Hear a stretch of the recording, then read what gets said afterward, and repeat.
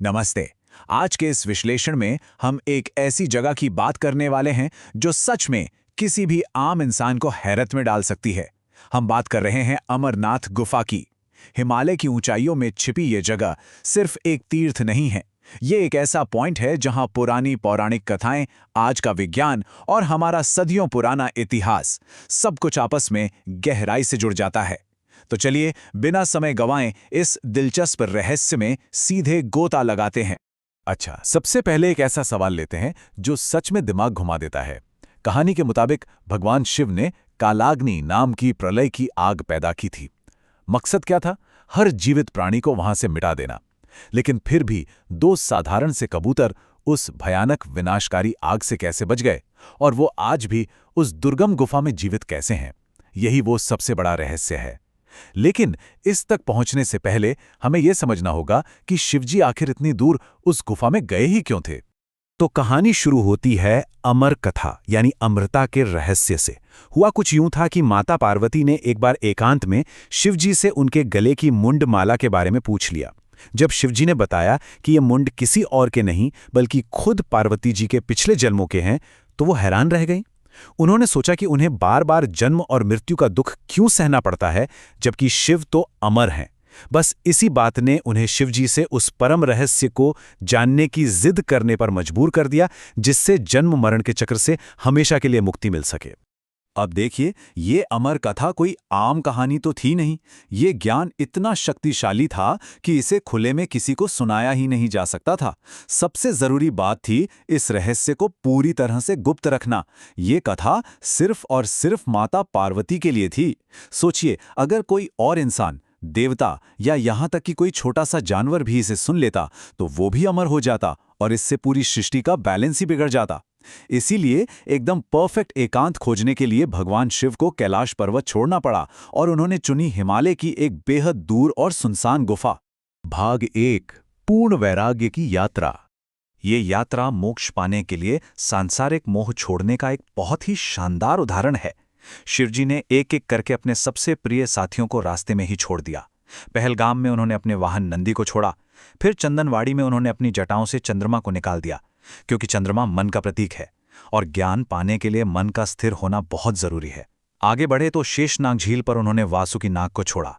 इसके बाद लगभग 14,000 फीट की ऊंचाई पर महागुनास पर्वत आता है, जहां उन्होंने अपने पुत्र गणेश को पीछे छोड़ दिया। यह वैराग्य की सबसे बड़ी परीक्षा थी। और फाइनली पंचतरणी में उन्होंने उन 5 तत्वों का भी त्याग कर दिया जिनसे हमारा शरीर बना है। भाग 2, पवित्र गुफा और कथा का चरम बिंदु। गुफा के अंदर पहुंचने के बाद भगवान शिव कोई भी चांस नहीं लेना चाहते थे। उन्होंने अपनी योग शक्ति से कालाग्नि पैदा की। ये विनाशकारी आग थी जिसका सिर्फ एक ही टारगेट था, गुफा के चप्पे चप्पे को जलाकर ये पक्का करना कि वहां कोई छोटा सा कीड़ा मकोड़ा भी जिंदा न बचे। इससे पता चलता है कि उस परम ज्ञान को छिपाए रखने के लिए कितने कड़े कदम उठाए गए थे। जब शिवजी को लगा कि अब सब कुछ पूरी तरह सुरक्षित है, तो उन्होंने आंखें बंद की और ध्यान मग्न होकर अमर कथा सुनाना शुरू कर दिया। माता पार्वती कथा सुन रही थीं और बीच बीच में हूं हूं की आवाज करके हामी भर रही थीं। लेकिन कथा इतनी लंबी और गहरी थी कि माता पार्वती को नींद आ गई। और यहीं से शुरू होता है असली सस्पेंस। अगर माता पार्वती सो गई थीं, तो फिर उस घने अंधेरे में वो हूं हूं करके हामी भरने वाली आवाज कौन निकाल रहा था? शिवजी तो अपनी धुन में कथा सुनाए जा रहे थे। और यहीं इस बड़े रहस्य से पर्दा उठता है। वो जो कालाग्नि थी ना, उस भयानक आग के बावजूद कुछ लकड़ियों या पत्थरों के नीचे एक सुरक्षित जगह पर एक कबूतर के अंडों का जोड़ा बच गया था। गुफा के पवित्र माहौल की वजह से उन अंडों से बच्चे निकल आए और जब पार्वती जी सो गईं तो उन नन्हे पक्षियों ने आवाज निकालनी शुरू कर दी। शिवजी को लगा कि पार्वती जी ही सुन रही हैं। लेकिन जब कथा खत्म हुई और शिवजी ने आंखें खोलीं तो उन्हें बहुत गुस्सा आया। पर उन कबूतरों ने बहुत ही चतुलाई से एक लॉजिक दिया। उन्होंने कहा, अगर आप हमें मार देंगे तो आपकी ये अमर कथा तो झूठी साबित हो जाएगी। मतलब कमाल का तर्क था। शिवजी का गुस्सा शांत हो गया और उन्होंने उन कबूतरों को उस गुफा में हमेशा अमर रहने का वरदान दे दिया। भाग 3, बर्फ का शिवलिंग और इसके 2 अलग अलग दृष्टिकोण। अब गुफा के अंदर जो विशाल बर्फ की संरचना है, उसे देखने के 2 बिल्कुल अलग लेकिन बहुत दिलचस्प नजरिए हैं। एक तरफ हमारी गहरी धार्मिक आस्था है जो इसे स्वयंभू मानती है यानी भगवान शिव ने अपने भक्तों को दर्शन देने के लिए खुद को बर्फ के रूप में प्रकट किया है। और वहीं दूसरी तरफ विज्ञान का अपना एक बिल्कुल क्लियर नजरिया है। विज्ञान इसे भूवैज्ञानिक प्रक्रियाओं से बना एक आइस टेलिग्रामाइट मानता है। दोनों ही नजरिए अपने अपने तरीके से इस जगह की अहमियत को समझाते हैं। तो चलिए इस वैज्ञानिक पहलू को थोड़ा और डिटेल में डिकोड करते हैं। अगर साइंटिफिक टर्म्स में बात करें तो अमरनाथ गुफा एक कार्स्ट टोपोग्राफी का हिस्सा है। इसका सिंपल सा मतलब ये है कि ये गुफा मुख्य रूप से चूना पत्थर यानी लाइमस्टोन और जिप्सम की चट्टानों से बनी है। अब इन चट्टानों की एक खासियत होती है, ये पानी को बहुत आसानी से अपने अंदर से रिसने देती हैं। और सच मानिए यही वो ज्योग्राफिकल स्ट्रक्चर है जो उस चमत्कार का बेस है जिसे हम गुफा के अंदर देखते हैं।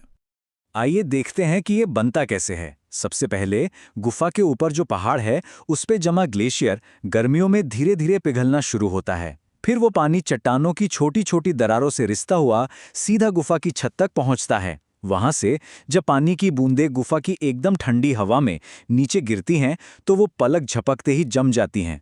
ऐसे ही एक के ऊपर एक लाखों बूंदें जमती जाती हैं और नीचे से ऊपर की तरफ एक विशाल पिलर का आकार ले लेती हैं। विज्ञान की भाषा में इसे ही स्टैलेग्माइट कहते हैं। सच में प्रकृति की ये इंजीनियरिंग बिल्कुल बेजोड़ है। भाग 4 ऐतिहासिक सच्चाई और गुफा की प्राचीन खोज। अगर बात करें कि आज के समय में इस यात्रा की शुरुआत कैसे हुई, तो 1850 के दशक की एक कहानी बहुत ज्यादा मशहूर है।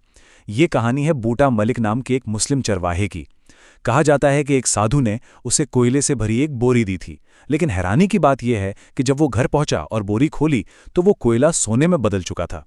जब वो भागकर उस साधु को थैंक यू बोलने वापस उस जगह पर गया तो वहां साधु तो नहीं था, बल्कि उसे ये गुफा और अंदर चमकता हुआ बर्फ का शिवलिंग मिला। इसी सुनहरी खोज ने आधुनिक अमरनाथ यात्रा की नींव रखी। और हाँ, ये हिंदू मुस्लिम एकता की एक बहुत ही खूबसूरत मिसाल भी है। लेकिन एक मिनट, इसका इतिहास सिर्फ 150 साल पुराना नहीं है। कश्मीर का जो सबसे पुराना ग्रंथ है नीलम पुराण, जो करीब 1400 साल पुराना है, उसमें भी इस जगह का जिक्र अमरेश्वर के नाम से मिलता है। फिर 12वीं सदी की राज तरंगिणी में साफ साफ लिखा है कि राजा संदीप्ति ने 34 ईसा पूर्व यहाँ पूजा की थी। और तो और 1663 में औरंगजेब के साथ भारत आए एक विदेशी यात्री फ्रैंकोइस बर्नियर ने भी बिल्कुल ऐसी ही एक गुफा के बारे में लिखा है। मतलब ये साफ है कि उस चरवाहे की कहानी से कई सौ साल पहले प्राचीन काल से ही ये जगह लोगों के लिए बहुत आस्था का केंद्र रही है। देखिए, इतिहास और विज्ञान अपनी जगह बिल्कुल सही है, लेकिन आज भी जो चीज इस गुफा में जान डालती है वो है लोगों का अटूट विश्वास। ये जो जयकारा है ना, जय बाबा बर्फानी, भूखे को अन्न, प्यासे को पानी, ये उन लाखों तीर्थयात्रियों की स्पिरिट को दिखाता है जो हर साल जमा देने वाली ठंड और कम ऑक्सीजन की परवाह किए बिना यहाँ खिंचे चले आते हैं। ये सिर्फ एक सफर नहीं है, ये जिंदगी की मुश्किलों से लड़कर आगे बढ़ने का एक जज्बा है। तो आखिर में एक बहुत ही गहरा सवाल जहन में आता है। सोच कर देखिए, कैसे एक इतनी दुर्गम और ऊंचाई पर स्थित गुफा में प्राचीन आस्था, ज्योग्राफिकल साइंस और सदियों पुराना इतिहास एकदम परफेक्ट तरीके से एक साथ मिलते हैं। एक तरफ जहां पानी की बूंदें मिलकर प्रकृति का एक चमत्कार बना रही हैं, वहीं दूसरी तरफ प्राचीन ग्रंथ और लोगों की असीम भक्ति इस जगह को एक अलग ही ऊर्जा से भर देते हैं। ये कमाल का कॉम्बिनेशन इस गुफा को सिर्फ एक रहस्य नहीं रहने देता, बल्कि इसे इंसानी अनुभव का एक बहुत ही अद्भुत केंद्र बना देता है ना सोचने वाली बात। खैर, आज के इस विश्लेषण में बस इतना ही। हमारे साथ इस सफर में जुड़ने के लिए बहुत बहुत धन्यवाद।